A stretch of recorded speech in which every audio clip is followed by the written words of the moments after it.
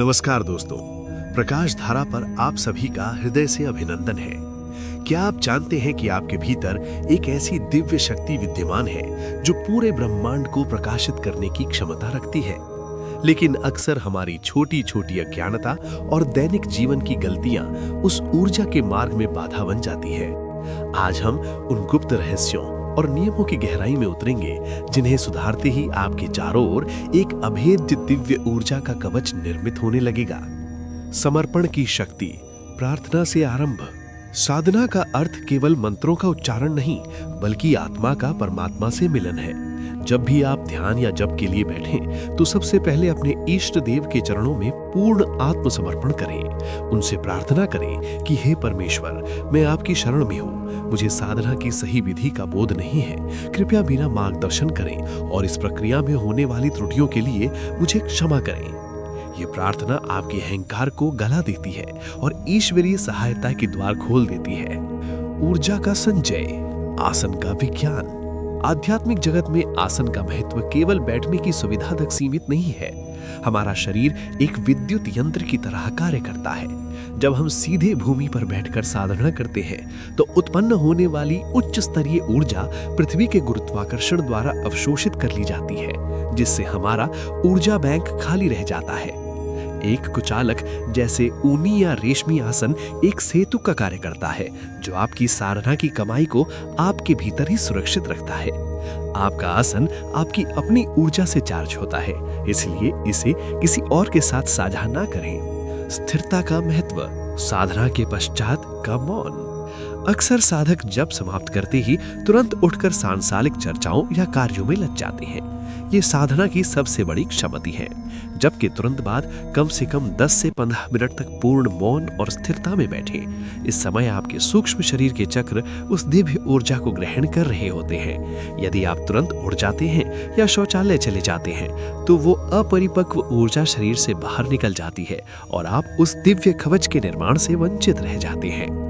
भाव और इष्ट का चुनाव। भक्ति का मूल आधार भाव है। जिस देव या स्वरूप के प्रति आपके मन में स्वाभाविक अनुराग हो, उन्हीं की साधना करें। यदि आपका मन भगवान शिव में रमता है, लेकिन आप किसी के कहने पर अन्य मंत्र का जप कर रहे हैं, तो वो एकाग्रता कभी सिद्ध नहीं होगी। साधना की निर्विघ्न पूर्णता के लिए हमेशा प्रथम पूज्य श्री गणेश जी का स्मरण करें, ताकि आपकी चेतना के मार्ग के सभी पत्थर हट सकें। अन्न और आजीविका की शुद्धता। जैसा अन्न वैसा मन, ये केवल कहावत नहीं, अटल सत्य है।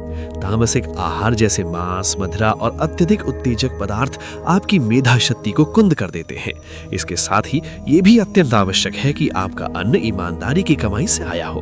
अधर्म की कमाई से खरीदे गए अन्न में नकारात्मक संस्कार होते हैं, जो ध्यान के समय आपके मन को विचलित करते हैं। सात्विक और पवित्र भोजन ही वो ईंधन है जो आपकी आध्यात्मिक अग्नि को प्रज्वलित रखता है। ऊर्जा का ऊर्ध्वगमन, ब्रह्मचर्य और संयम। ब्रह्मचर्य वो पारस पत्थर है जो सामान्य मनुष्य को देवत्व की ओर ले जाता है। हमारे भीतर की जीवनी शक्ति ही साधना के माध्यम से आध्यात्मिक तेज में परिवर्तित होती है। विवाहित साधकों को भी धीरे धीरे संयम का अभ्यास बढ़ाना चाहिए। जब आप अपनी ऊर्जा को नीचे के चक्रों से बचाकर ऊपर के चक्रों, आज्ञा और सहस्रार तक पहुंचाते हैं, तभी वो आपकी बुद्धि प्रखर और आभा मंडल तेजस्वी होता है। परम लक्ष्य, मोक्ष की अभिलाषा। अपनी साधना को केवल छोटी मोटी सांसारिक इच्छाओं या सिद्धियों तक सीमित न रखें। संसार की वस्तुएं नश्वर है। अपनी प्रार्थना में हमेशा मोक्ष, आत्म साक्षात्कार और सत्य के बोध की मांग करें। जब आपका लक्ष्य सर्वोच्च होता है, तो प्रकृति स्वयं आपकी सुरक्षा का भार उठा लेती है और आपके चारों ओर वो दिव्य ज्योतिर्मय कवच स्वतः ही निर्मित हो जाता है, जिसे कोई भी नकारात्मक शक्ति भेद नहीं सकती। प्रकाश धारा का उद्देश्य आपकी इसी आंतरिक यात्रा को सुगम बनाना है। यदि आप इन मूलभूत सिद्धांतों को अपने जीवन में उतारते हैं, तो वो दिन दूर नहीं जब आपके भीतर का अंधकार पूरी तरह समाप्त हो जाएगा। अपनी चेतना को जागृत रखें और इस दिव्य पथ पर अडिग रहें। सब्सक्राइब करें प्रकाश धारा, सत्य सनातन।